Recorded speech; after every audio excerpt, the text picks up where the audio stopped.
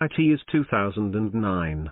A captive TV audience in metropolitan Pakistan is increasingly occupied by events in the otherwise idyllic Swat Valley, where armed militias led by a certain Mullah Fizlullah have established a parallel government.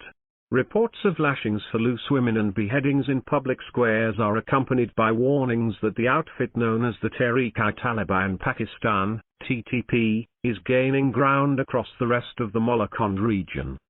The government of the day announces a military operation to cut the militants down to size. An estimated 2.5 million people are displaced from their homes, even well-to-do families left to languish in makeshift camps in Mardan and Swabi. Yet more take refuge in the homes of relatives and friends in big cities like Islamabad, Lahore, and Karachi. It is years before they are able to return home. They do so when the Swat Valley is ostensibly cleansed of the scourge of terrorism. But the gory details of what took place in Swat during military operations, and in many other parts of Khyber Pakhtunkhwa, can only be talked of in hushed tones. It is not until 2018 and the emergence of the Pashtun Tahaffuts movement, PTM, that the taboo of silence is broken, and there is a reckoning with the truth. It has been 4 years since that Pashtun spring. But today Swat, along with other flashpoint regions of the war on terror like Waziristan, are again grappling with the return of the shadowy force known as the TTP. Everyone knows the official story. The Taliban's reconquest of Afghanistan has emboldened their brethren in Pakistan, and they are steadily gaining ground. But the unofficial story implicates the state's own security apparatus too. The people of Swat will not watch history repeat itself. Lest anyone has forgotten, our then Prime Minister Imran Khan greeted the news of the Afghan Taliban retaking Afghanistan in August 2021 with the announcement that the Afghan people had broken the shackles of slavery. There was even celebration within the Pakistani mainstream of the fact that a friendly government had yet again been installed in Kabul.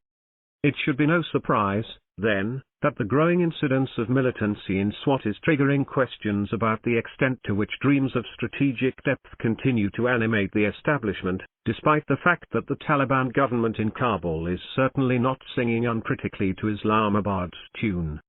The massive protest that engulfed Mangaru earlier this week confirms that the people of Swat will not stand by idly and watch history repeat itself.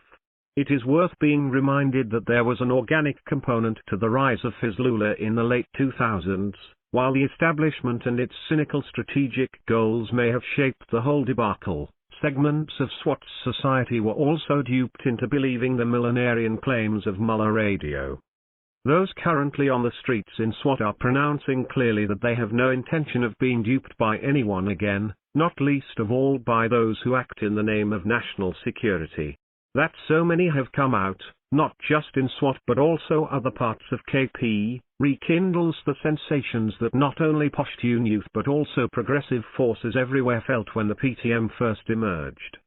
A combination of state repression and internal conflicts ensured that the embryonic collective politics which crystallized around the organization, in contexts such as Lahore and Karachi alongside the Pashtun peripheries, was nipped in the bud.